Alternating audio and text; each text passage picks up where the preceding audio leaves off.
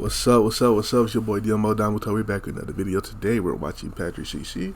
I feel like my light is way too bright. Hold on. Alright, perfect. Patrick CC. The Friends with Joe Rogan effect. Alright, the Friends with Joe Rogan effect. What Joe Rogan? I mean, he got the podcast. Did he get people more famous or something when they friends with him, or did that help him out? I don't know. Let's get into it. Having friends in high places is a cheat code to becoming successful in any industry, but sometimes it feels like it's the only way to become successful in the entertainment industry. This has become more apparent in the stand-up comedy / podcast industry within the past few years. The Joe Rogan effect, or the Brogan effect, is essentially that any comedian who is friends with, or regularly featured on the Joe Rogan Experience, would have a significant advantage to becoming a wildly successful comedian or podcaster. Some of these comedians are hilarious, and others are clearly not cut from the same cloth. Even Cat Williams has been critical of the Rogan sphere. That would be like me being on Joe Rogan. Joe don't want me on there. I need to be on Shannon. Joe got 6 comedians that never been funny. He want to push out. Today we are going to analyze Joe Rogan's impact on the comedy industry and the comics who strategically aligned themselves with Rogan to advance their careers, starting with Brendan Schaub, who Joe convinced to become a comedian only to regret that decision a few years later. In December of 2014, Joe was sitting across the table from UFC heavyweight Brendan Schaub, who was just coming off his second loss in a row, this time by knockout. Joe spent 20 to 30 minutes dissecting Brendan's fighting skill and capabilities, and then blatantly stated that he is not good enough to fight in the UFC. The reality of your skill set and where you at now, I don't see you beating the elite guys. It's not that you don't try hard, it's not that you're not dedicated, it's not that you're not disciplined, it's not that you're not intelligent. That's a real friend right there. Now, Joe was just trying to be honest. He was trying to be a good friend. Their other friend, Brian Callen, who is a stand-up comedian, chimed into the conversation to suggest Schaub had a comedy career in front of him. What I care about is the fact that you have a future in other things and you're really good at.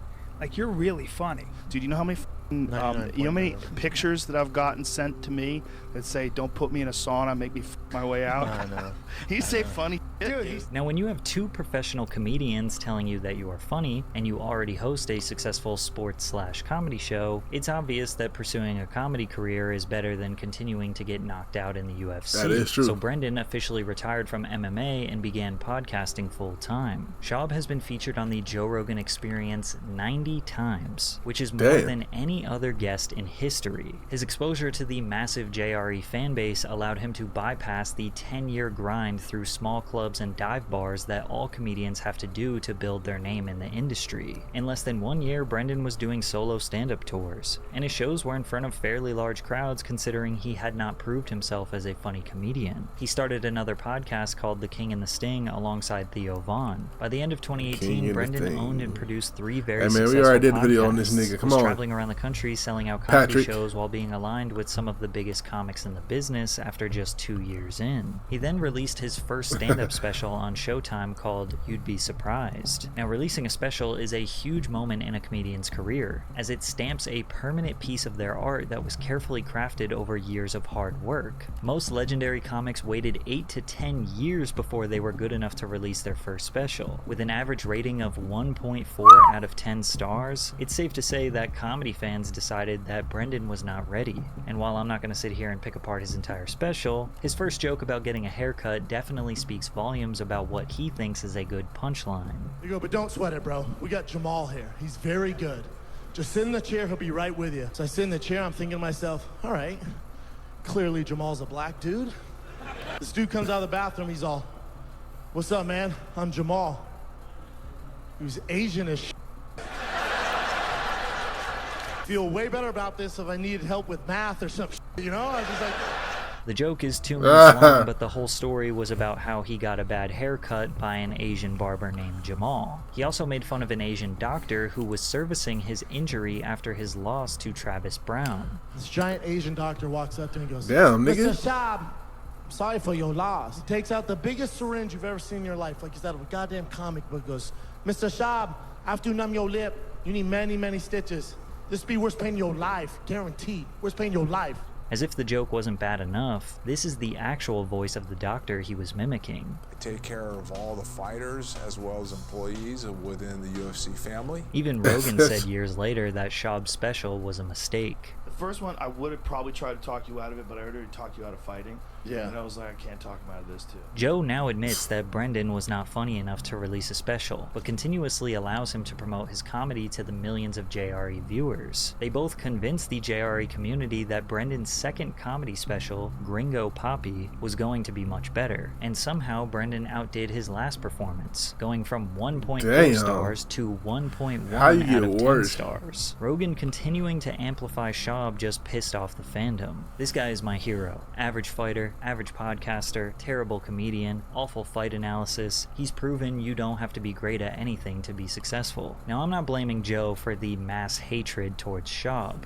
He definitely did that to himself. If anything, this just proves that Joe is a good friend, willing to continuously promote his buddy despite the obvious lack of comedic talent. Which begs the question that people have been asking for years. Does Joe Rogan understand comedy? Is he funny? I've never seen his comedy. Examples of jokes sliding right over his smooth, round head. But first, a quick word from today's sponsor, Underdog Fantasy. Underdog is the easiest way to... They killed their own... with Underdog. Dolphins commit infanticide. They kill babies. They do it on purpose. Yeah. Well, they killed their own. Mulder was so smart and thoughtful. He wrote my 4 best movies. That's why he died. I made Tusk and Yoga Hosers. Like, without that dog writing for me. How'd he write for you? It's a joke, Joe. He was feral. He's just saying he was so smart. Oh. He was so smart. How smart was he? He's so smart he wrote my last few scripts. Joke didn't quite land.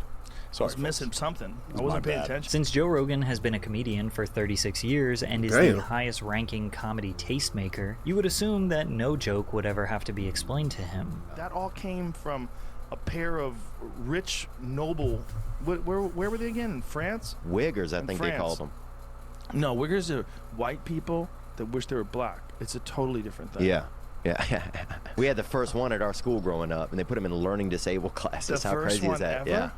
You guys had the first one ever? I doubt it. Joe being so quick to explain or take a comedian's words so literally is arguably more hilarious than if he just laughed. And to be fair, what makes Theo Von so funny is that you never really know if what he's saying is true or not. You could also not see your body if you want. Like, I'll go sometimes, I remember one time I went like 8 months without seeing my legs.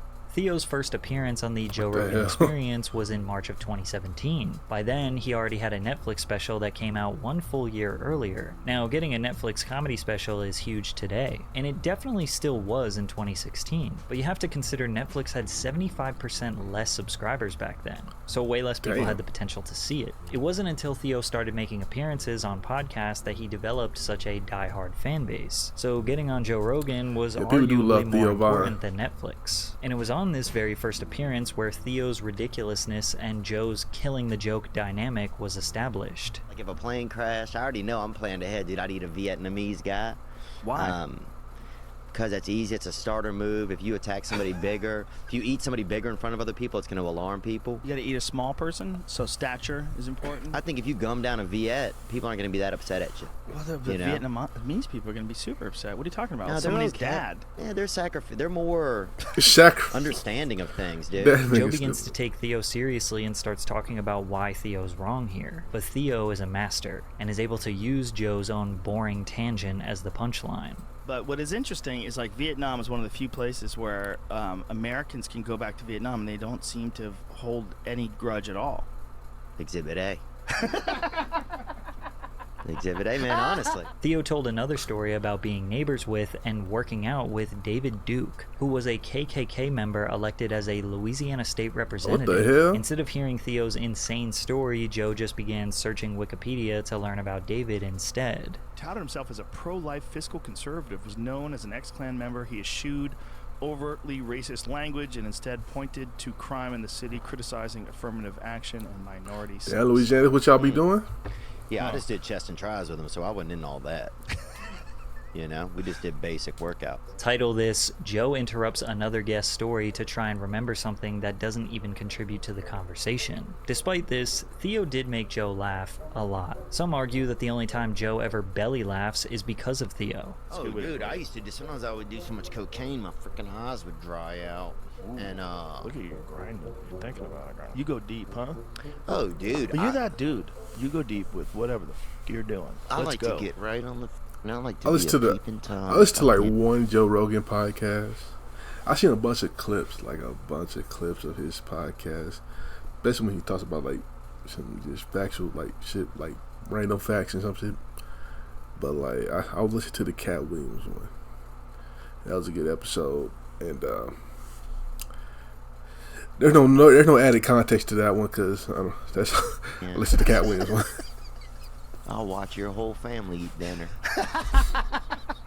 The demand for Theo Von content exploded. The JRE Clips channel would post animated versions of Theo and Joe's conversations that received millions of views, since Theo's recollection of small specific details made it so easy to paint a picture. Every time Theo would appear on JRE, he received a huge boost in subscribers, helping him grow his own This Past Weekend podcast. On his third Rogan appearance on July 6, 2018, he posted his podcast with Jordan Peterson the exact same day, which became his most viewed video on his channel for years. Despite the obvious advantage Theo had by being Joe's friend, he did not abuse it. He's only been a guest on the podcast 7 times in 8 years. Theo clearly wanted to build a name for himself, start his own empire, and create an environment where people would understand him and his humor instead of Joe missing 50% of his jokes. And at this point, the awkward silence where Joe either ignores a joke or doesn't understand it, and then the comedian is trying to figure out how to pivot, is funnier than if the joke just actually landed. Everyone has the right to be whatever the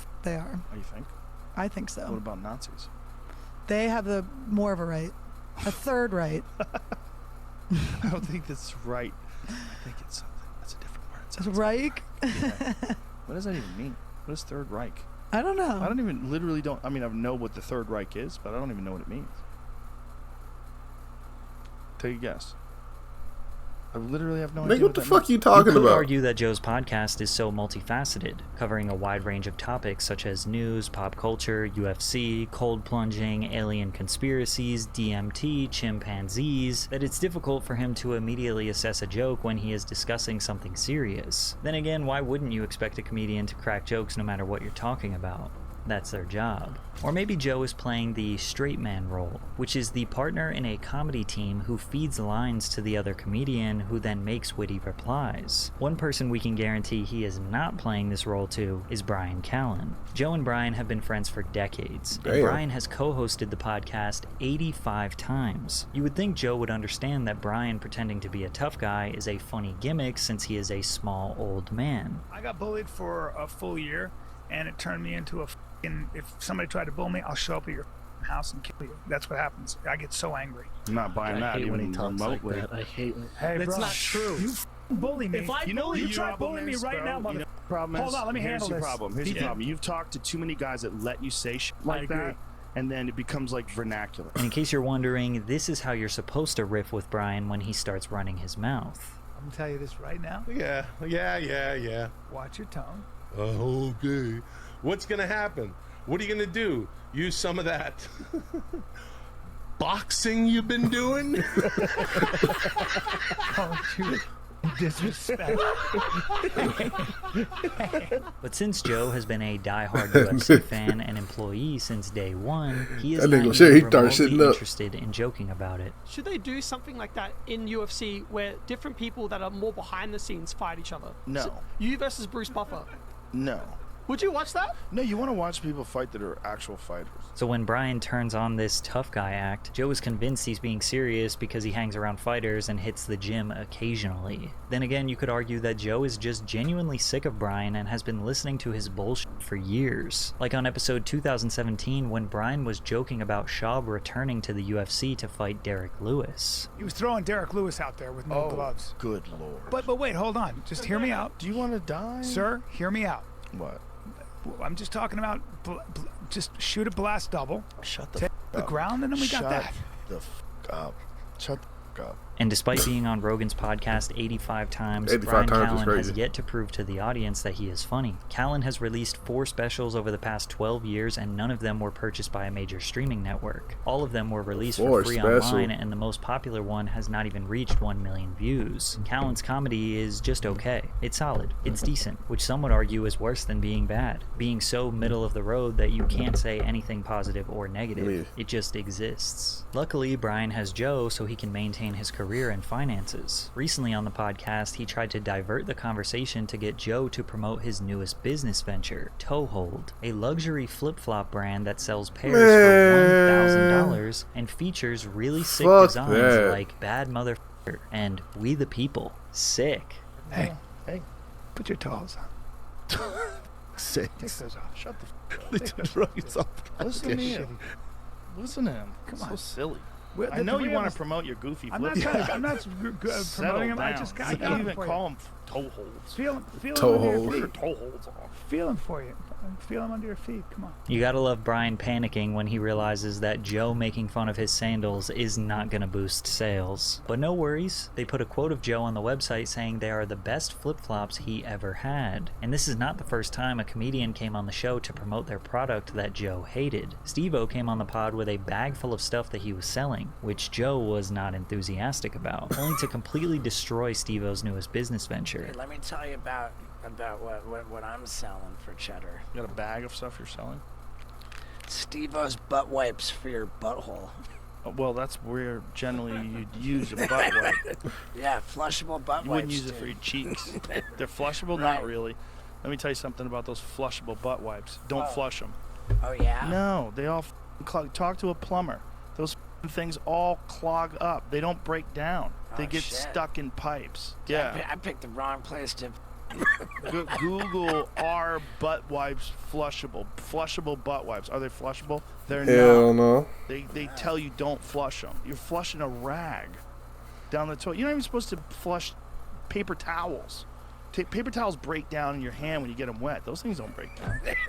Don't sell those. Joe quite literally said the words, "Don't sell those." As Steve-O stuttered and tried to figure out what to say, Joe proceeded to spend the next 5 minutes proving his argument how flushable wipes will lead to catastrophic plumbing issues that will cost thousands of dollars to repair, and will harm the safety of the public water supply. Joe decimated the product, and Steve-O thought he was going to get a quick plug, which again is a testament of Joe's character. He might be your buddy, but he's not just going to blindly co-sign whatever product you're promoting. However, this is nothing compared to Shane Gillis, who straight up said to Joe's face he was using him for publicity.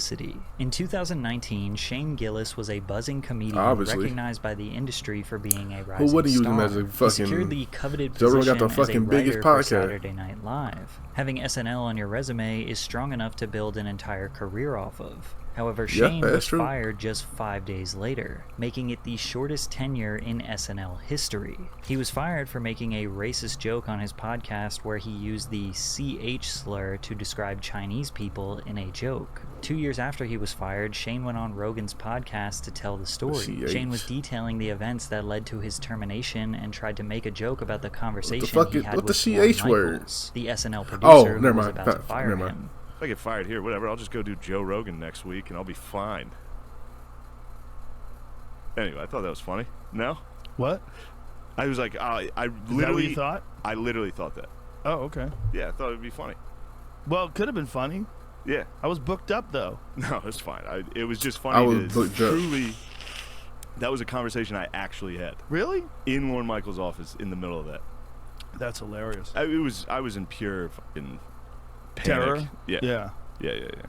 Not only is this awkward moment absolute That gold, shit is awkward as hell. the Damn, first Joe. time anyone had ever blatantly said to Joe's face they will use him to advance their career. Now, Shane was joking. The whole joke was that this was a stupid, arrogant thought. At the same time, was it? I mean, you could easily argue that a comedian cracking jokes on Joe Rogan's podcast will get you more career advancement than Saturday Night Live will. When JRE was exclusive to Spotify, it averaged 11 million viewers per episode. Now that it's available on YouTube, I'm sure those numbers have gone up. Not to mention all of the channels that clip his podcast and cross-post across all social medias. Saturday Night Live's season premieres in the past few years have averaged around 4 or 5 million. And that's just the first episode. When's the last time you saw an SNL sketch show up on your For You page. As far as creating an independent comedy career, doing stand-up shows around the country, and boosting your social media followers, Joe Rogan's podcast will help comedians far more than Saturday Night Live. Also, if Shane didn't go on Rogan's podcast to tell this story about him being fired, most people probably wouldn't even know about it. Less than 2 months after his first JRE episode, Shane recorded his first special and posted it for free on YouTube. This 1-hour set was simply his best jokes in front of a tiny crowd in Austin, Texas, far from the glamorous, high-produced theater performances you typically see.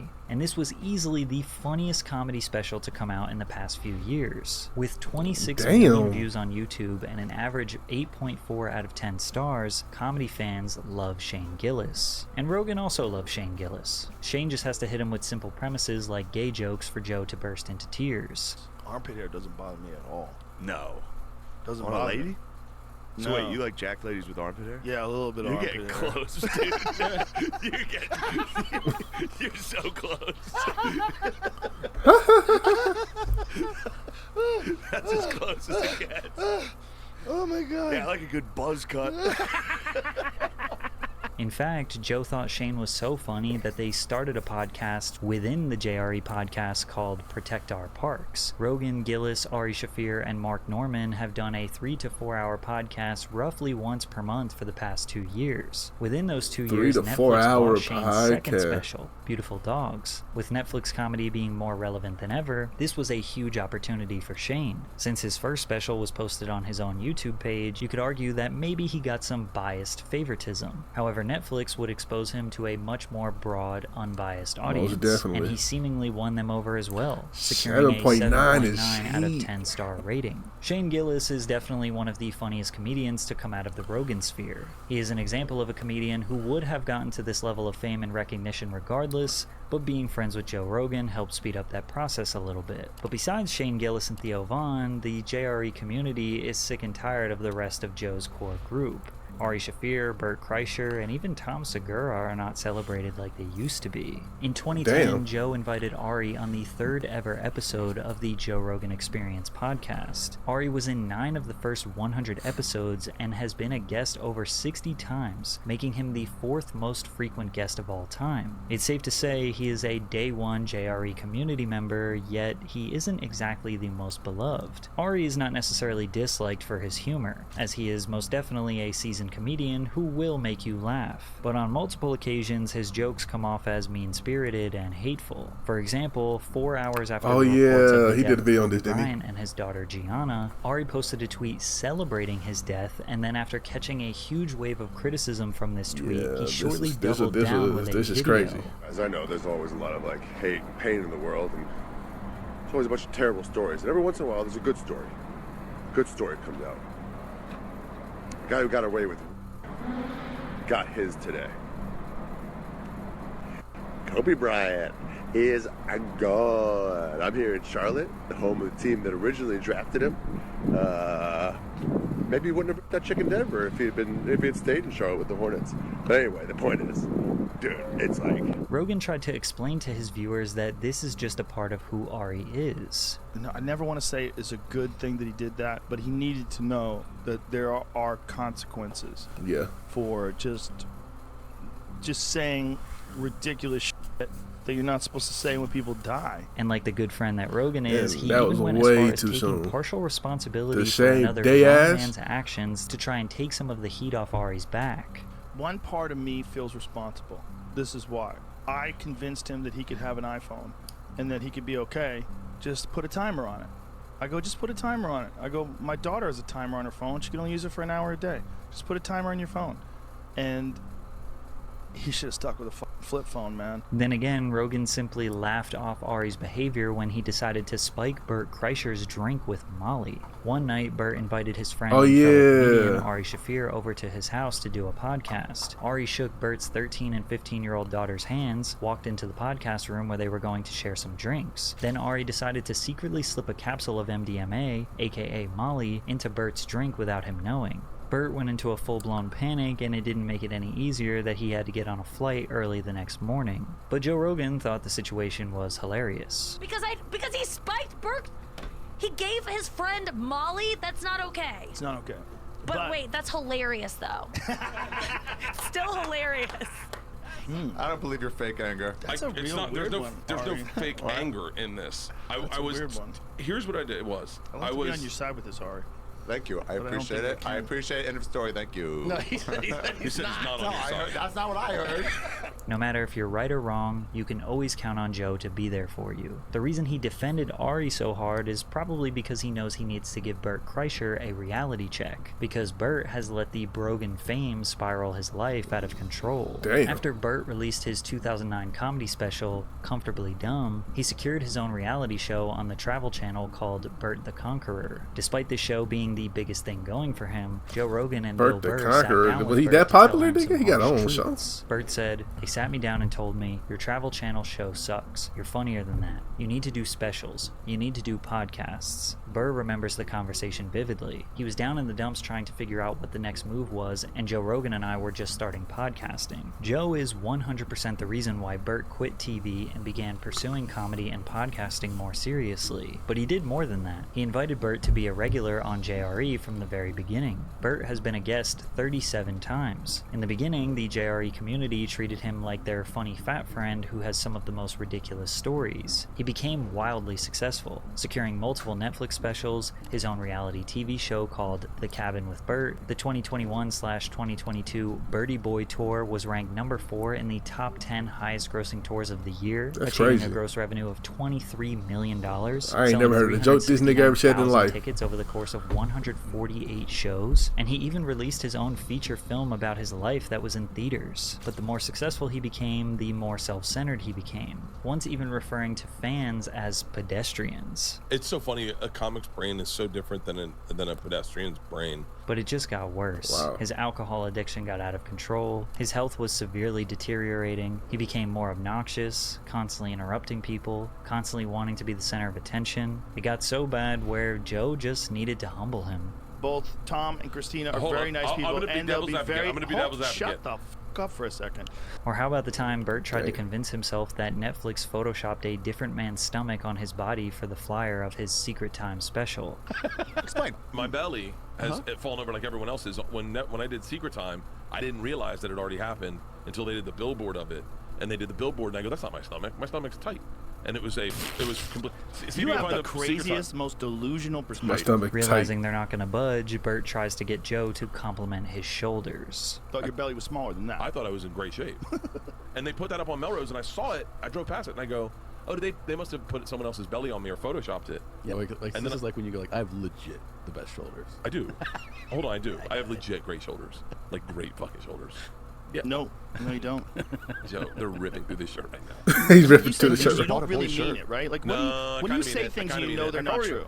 Whether you think he deserves it or They're not, ripping through the Joe shirt Rogan right has now. become the biggest comedy tastemaker in the world. I didn't even mention how he moved to Austin, Texas, opened his own comedy club, and created vast new opportunities for comics to maintain their careers. Most comedians don't rely on Joe's podcast for their relevance, but going on there and cracking some jokes isn't all that different than the 90s version of doing a 5-minute set on late night television. The only difference is there's no live crowd, and all you gotta do is make one bald conspiracy theorist who barely understands when you are joking laugh a little bit. And yeah, sure, maybe Joe has given some of his buddies an unfair advantage. The good news is you don't have to listen to them, nor do you have to buy tickets to their stand-up or watch their specials. But one thing you can't say about Joe is that he's not a great friend. I value loyalty a lot. And I remember there was a moment when I was sitting with Joe and he had a phone call with you. Joe was getting canceled for something. They didn't want him commentating the fights. And you on the phone offered your resignation over this. I got teary-eyed over that. Joe Rogan has been very loyal to me, and I am very loyal to Joe Rogan. That's fire. That's fire. Shout out to Joe Rogan, man. Like I said, I don't really watch his podcast like that, but I do know he's very, very popular podcaster. Like I said, I only watched one episode. Yeah, man. Loyal ass friend. Shout out to Joe Rogan. I wish I had friends like that, man. Anyway, shout out to Patrick CC for this video. Check out the last Patrick CC video right here. Check out another video right here. And I'll catch you next time. Peace.